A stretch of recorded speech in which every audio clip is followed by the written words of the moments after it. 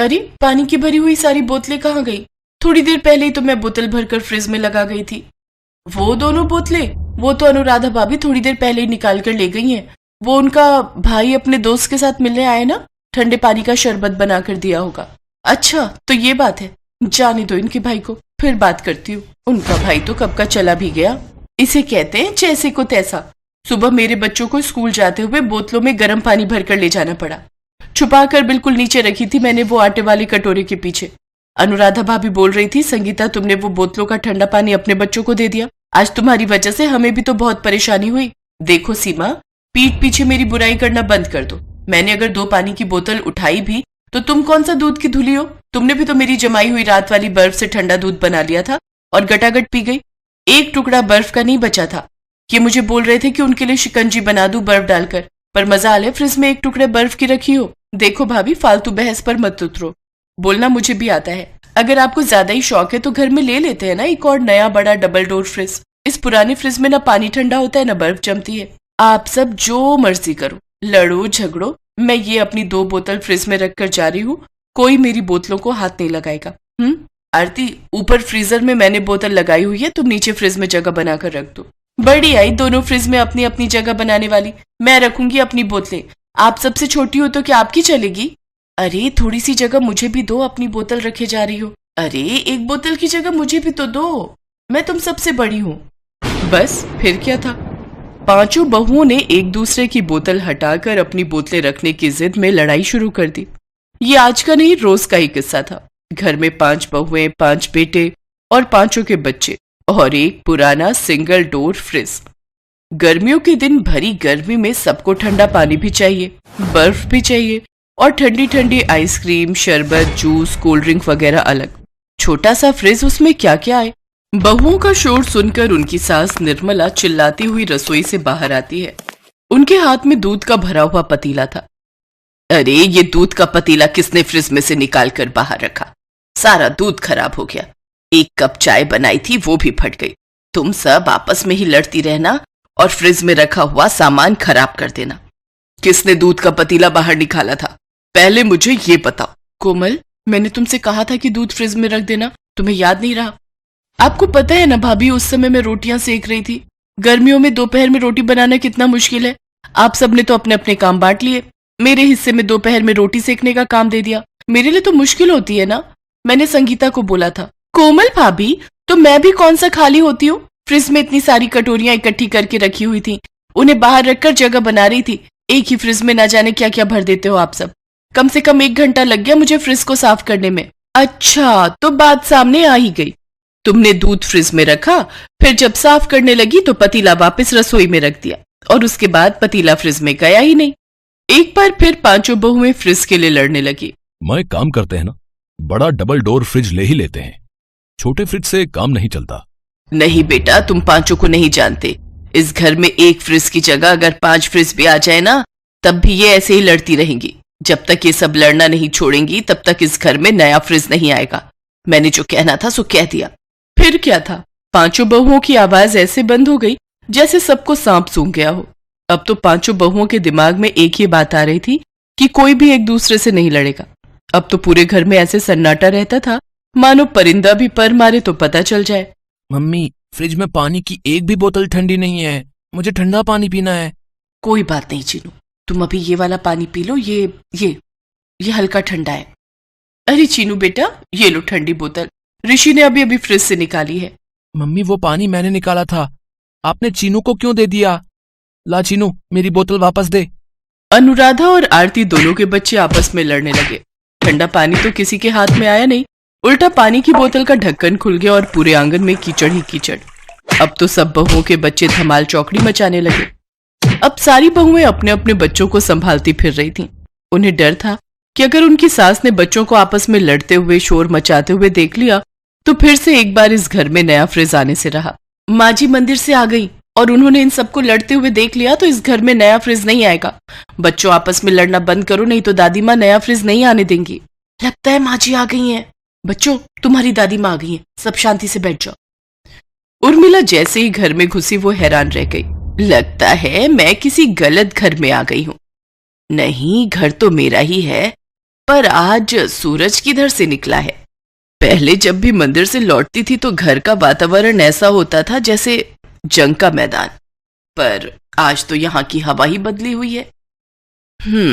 लगता है ये सब मेरी कही हुई बात का असर है।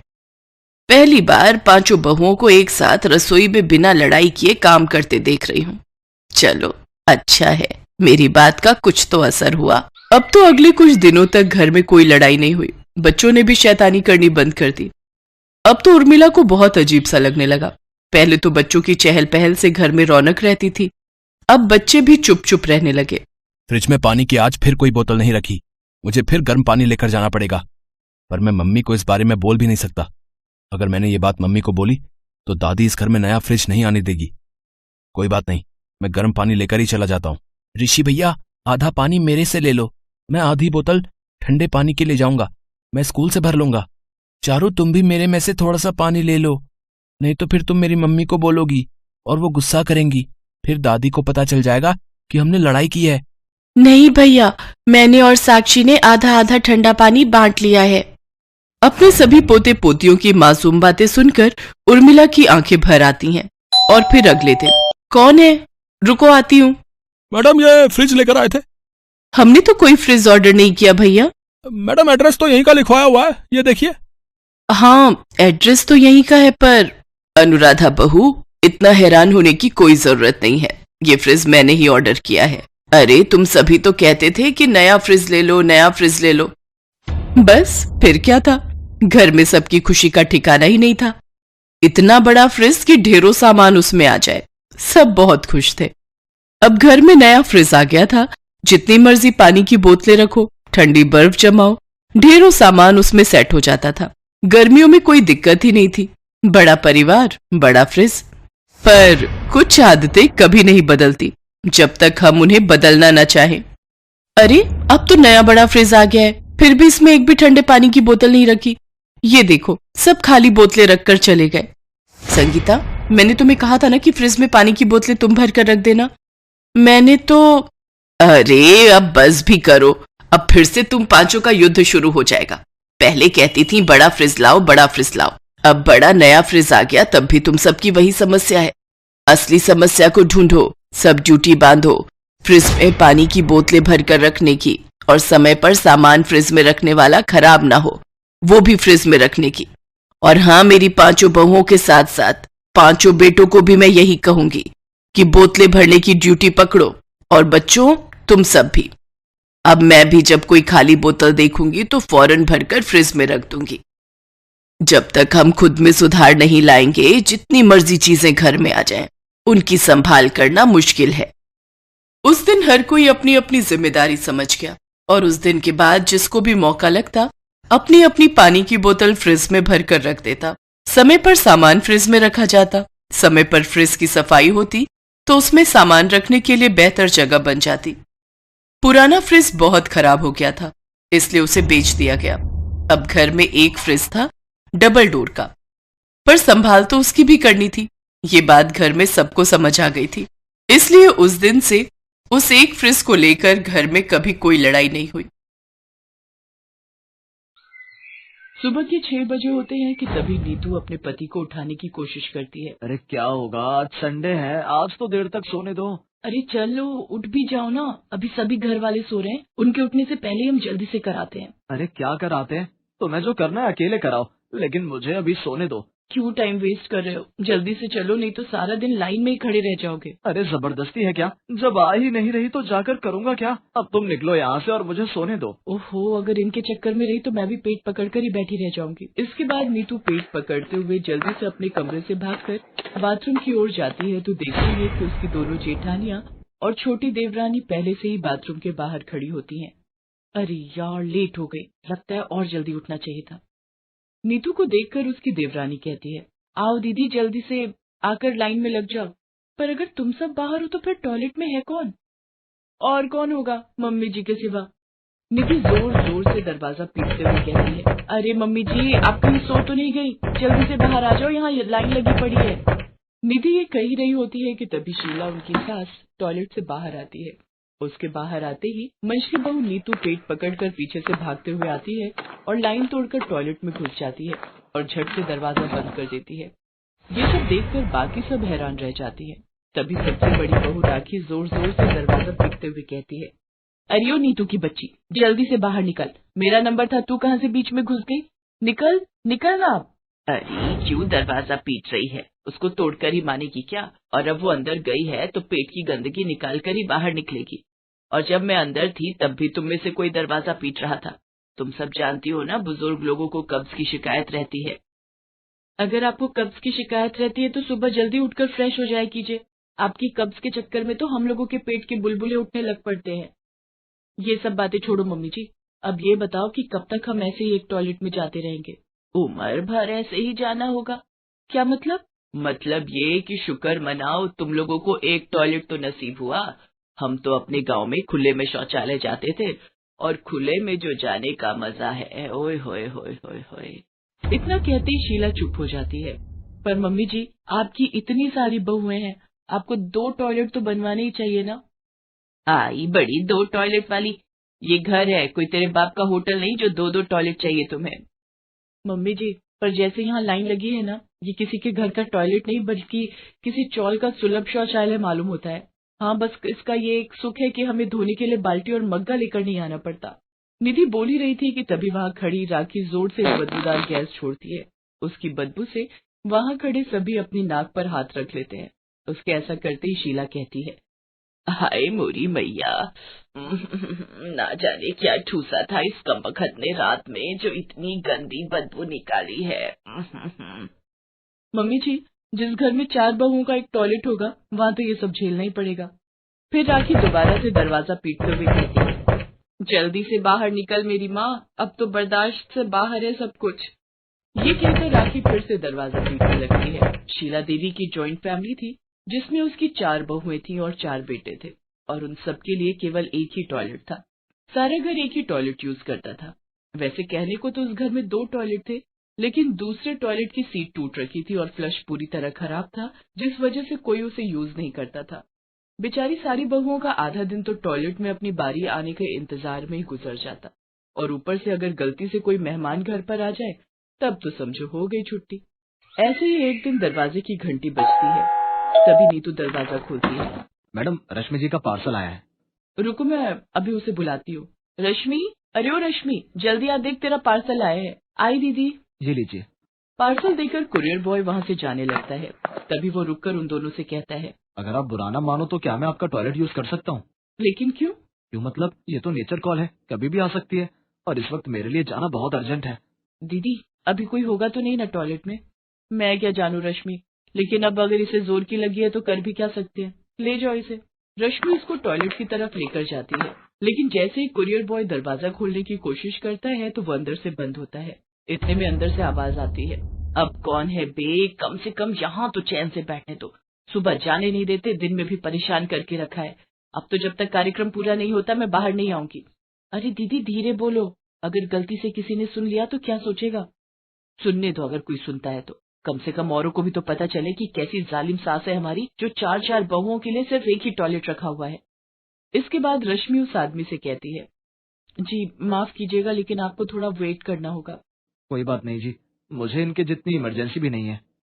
ये कहकर वो आदमी क्रॉस लेग करके खड़ा हो जाता है, लेकिन काफी देर इंतजार करने के बाद भी जब निधि बाहर नहीं आती तो वो आदमी जल्दी में वहाँ से निकलने लगता है कि तभी रश्मि पीछे से आवाज देते हुए कहती है, अरे रुकिए तो, कहाँ जा रहे हैं आप वो काम पूरा करके ही जाइए। नहीं करना मुझे कोई टॉयलेट, अगर मैं ऐसे ही वेट करता रहा तो मेरी पैंट यहीं गीली हो जाएगी। इससे तो अच्छा होगा मैं बस स्टैंड पर बने सुलभ शौचालय में चला जाऊं।